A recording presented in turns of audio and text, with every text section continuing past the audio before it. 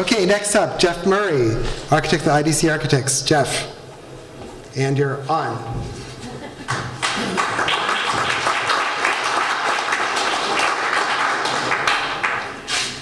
Hi. A patron is somebody who helps architects become successful. A client is somebody who hires us to help them be successful. When I hear architects complain about clients, I think maybe mostly they're expecting them to be patrons.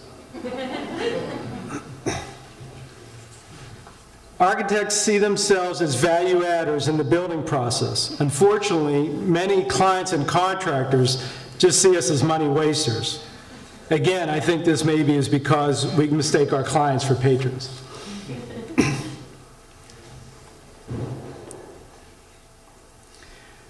Contractors, clients, and I think many architects confuse luxury with beauty. Good design does not have to cost more. And I think it's up to us architects, to educate the industry to this fact.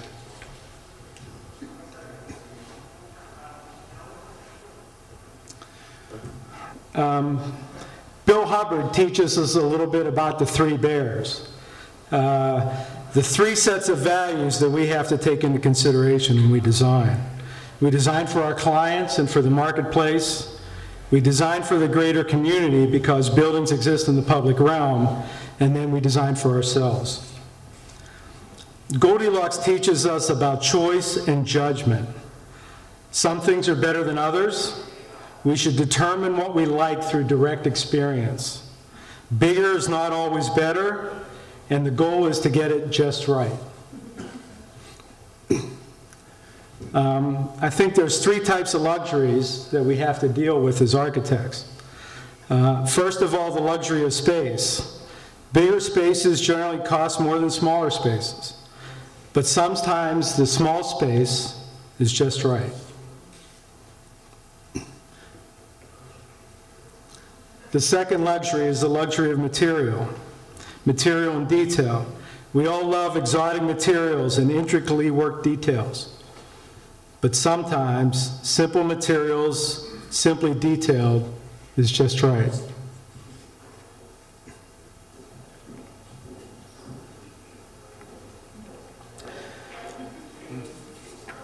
The third luxury is the luxury of complexity. Architects were trained to create interesting forms, but sometimes a simple composition can be the most interesting. Just right.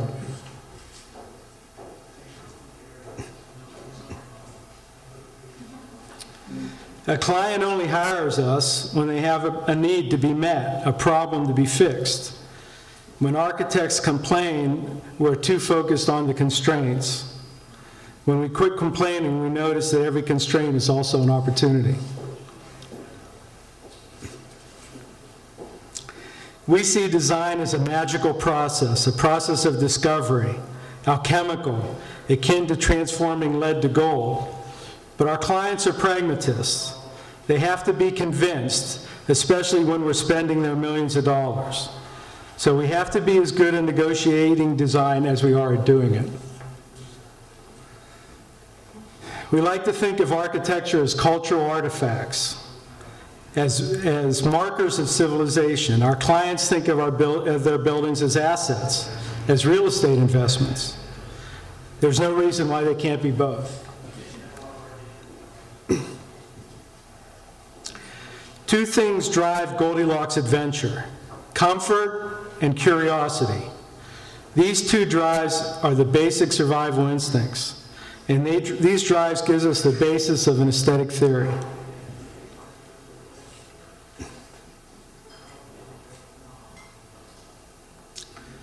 Grant Hildebrand describes an aesthetic theory based on survival skills. Prospect gives us the visual control of our surroundings. Refuge gives us a safe place to rest and to mate.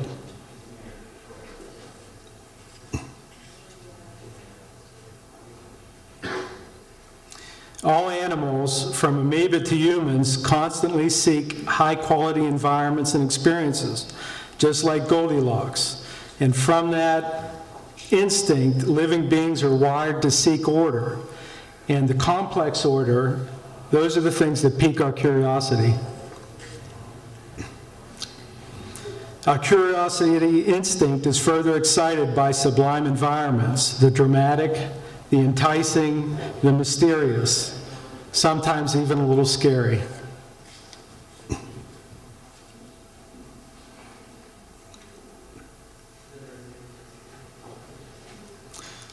Luke Kahn teaches us that ornament begins with the construction joint. This attitude allows us to synthesize the technical systems of the building with the formal systems of the design.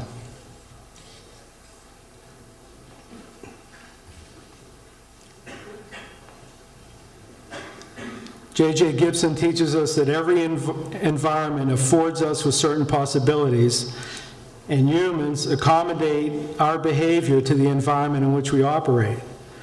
Functionality is that complex dynamic between environmental affordances and human accommodation. Flexibility and functionality are in some ways opposite poles. The most flexible space can serve any purpose, but also no purpose. We seek that just right balance between function and flexibility.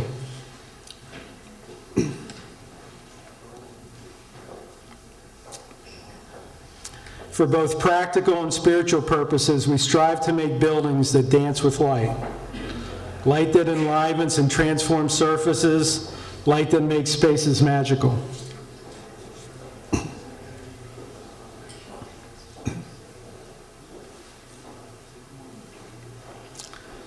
So if we follow Goldilocks lessons, we can help our clients succeed, we can improve the quality of our communities, and we can make beautiful things.